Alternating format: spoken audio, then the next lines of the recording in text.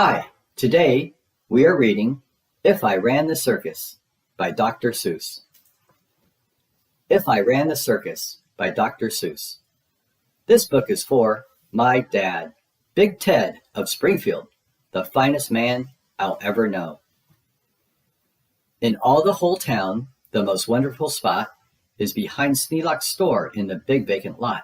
It's just the right spot for my wonderful plans, said young Morris McGurk, if I clean up the cans. Now a fellow like me, said young Morris McGurk, could get rid of this junk with a half-hour's work. I could yank up those weeds and chop down the dead tree and haul off those old cars. There are just 2 or 3. And then the whole place would be ready, you see. All ready to put up the tents for my circus. I think I will call it the Circus McGurkus. The Circus McGurkus, the world's greatest show on the face of the earth, or wherever you go. The Circus McGurkus, the cream of the cream. The Circus McGurkus, the circus supreme. The Circus McGurkus, colossal, stupendous, astounding, fantastic, terrific, tremendous. I'll bring in my acrobats, jugglers, and clowns from 1,033 faraway towns to the place that you'll see them in, ladies and gents, right behind Sneelock's store in the great McGurk tents. And I don't suppose old Mr. Sneelock will mind when he suddenly has a big circus behind. After all, Mr. Sneelock is one of my friends.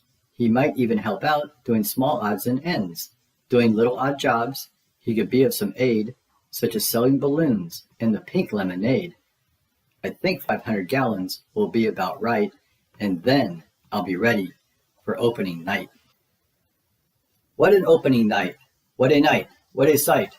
I'll hoist up the curtains, the crowds will crowd in, and my Circus McGurkus will promptly begin, with a welcoming toot on my welcoming horn, by my horn-tooting apes from the jungles of Jorn, where the very best horn-tooting apes are all born, 'cause the very fresh air there is fine for their lungs, and some of those fellows have 2 or 3 tongues. This way, step right in. This way, ladies and gents. My sideshow starts here in the first of my tents. When you see what goes on, you'll say no other circus is half the great circus the Circus McGurkus is. Here, on stage number 1, from the ocean of Ulf, is a sight most amazing, a walrus named Rolf, who can stand on 1 whisker, this wonderful Rolf, on the top of 5 balls, 2 for tennis, 3 golf. It's a marvelous trick, if I say so myself. And on stage number 2, here is something quite new. From the country called From comes this drum-tummied snum, who can drum any tune that you might care to hum. Doesn't hurt him a bit, 'cause his drum tummy's numb. And you'll now meet the Foon, the remarkable Foon, who eats sizzling hot pebbles that fall off the moon. And the reason he likes them red hot, it appears, is he greatly enjoys blowing smoke from his ears. Of course, pebbles like this are quite hard to collect, but Sneelock will manage, somehow, I expect. After all, Mr. Sneelock is one of my friends, and I'm sure he'll help out doing small odds and ends.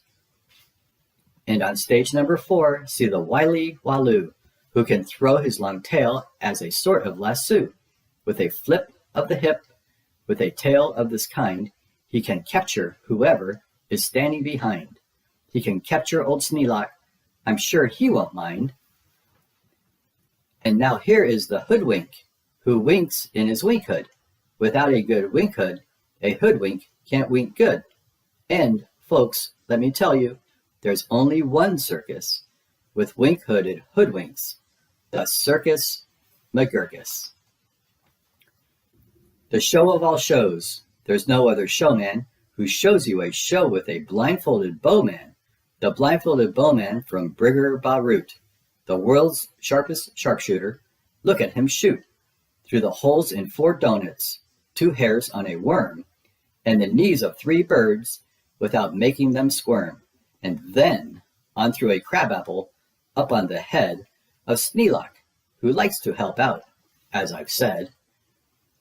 And now come to this spot where the spotlight is hot, and you'll see in the spotlight a juggling jot who can juggle some stuff you might think he could not, such as 22 question marks, which is a lot, also 44 commas, and also 1 dot. That's the kind of a Circus McGurkus I've got. But that's just my sideshow, a start, a beginning. This way to the big tent, you'll find your head spinning.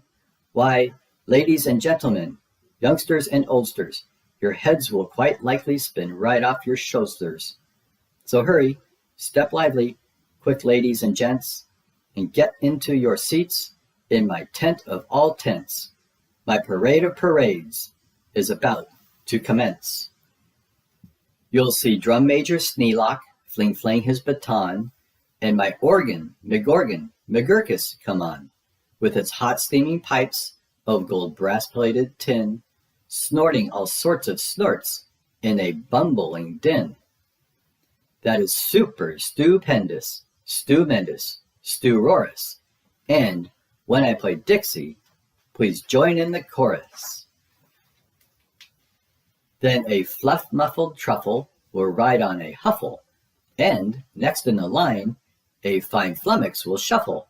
The flummox will carry a lurch in a pail, and a fibble will carry the flummox's tail, while on top of the flummox, 3 harp-twanging snarp will twang mighty twings on their 3-snarper harp, while a bolster blows bloops on a 3-nozzled blueser, a nolster blows floops on a 1-nozzled nooser, and then comes a lion who's partly a trout, then more stuff for 45 minutes about.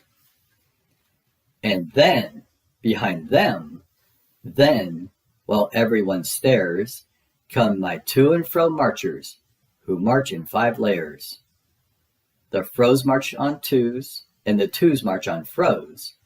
Don't know how they do it, but that's how it goes. And now comes an act of enormous enormance. No former performers perform this performance.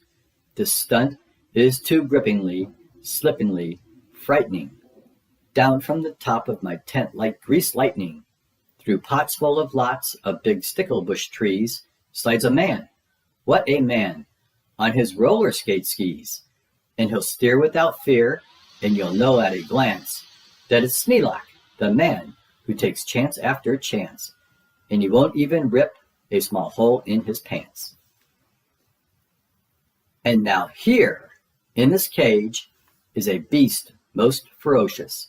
He's known far and wide as the spotted atrocious, who growls, howls, and yowls the most blood-curdling sounds, and each tooth in his mouth weighs at least 60 pounds. And he chews up and eats with the greatest of ease things like carpets and sidewalks and people and trees. But the great Colonel Sneelock is just the right kind of a man who can tame him. I'm sure he won't mind. Then I'll let Sneelock off for a few minutes' rest, while high over your heads you'll see the best of the world's finest, fanciest, breezy trapezing, my Zuma Zoop troop from West Upper Bendeezing, who never quite know, while they zoop and they zoom, whether which will catch what one, or who will catch whom, or if who will catch which, by the what, and just where, or just when, and just how, in which part of the air. Aye, what a circus, my Circus McGurkus. My workers love work. They say, work us, please work us. We'll work and we'll work up so many surprises you'd never see half if you had 40 eyes. And now, again Sneelock, brave Sneelock is back, risking life on my patented, life-risking track, while the speedsters I call, like colliding collusions, race round in swift cars called abrasion contusions, and Sneelock just lies there, not one bit excited. I know he won't mind. He'll be simply delighted. And here, in a contest of brute strength and muscle. Kid Sneelock, by champ of all champs, will now tussle and wrestle a beast called a grizzly ghastly. He'll slap him around, then he'll slam him down fastly, and pin both his shoulders tight flat to the mat. Kid Sneelock will love it. I'm sure about that. And while that goes on there, look at this go on here. Have you heard of my herd of through horns jumping deer? Every deer jumps through horns of another pell-mell, while his horns are jumped through at the same time as well, by a deer whose horns also are being jumped through by another who's having his horns jumped through too, which I'm sure Trainer Sneelock can train them to do. Then the whole tent will ring with hoorays and wild shouts when I wheel in my whales and they turn on their spouts. First my whale number 1, with an aim that aims true, spouts a spout that spouts Sneelock to whale number 2, and then whale number 2 spouts his spout like a gun, and that spout spouts old Sneelock right back to whale 1. And then forwards and backwards on spout after spout, my great spout rider Sneelock gets spouted about, just as long as the water their spouting holds out. Then my tournament knights, noble apes without fears, Sir Hector, Sir Vector, Sir Bots, and Sir Beers, Sir Hawkins, Sir Dawkins, Sir Jocks, and Sir Jeers, clatter into the tent, and while everyone cheers, stage a roustabout joust with their boxing glove spears. And while all this wild ruckusing goes on below, at the top of the tent, look, the star of my show, great daredevil Sneelock, the world's bravest type. He comes pulled through the air by 3 suberin snipe, on a dingus contraption attached to his pipe. And while people below are all turning chalk white, and all biting their fingernails, off in their fright, great Sneelock soars up to a terrible height. Then he shakes himself loose, he starts down in a dive, such as no man on earth could come out of alive. But he smiles as he falls, and no fear does he feel. His nerves are like iron, his muscles like steel.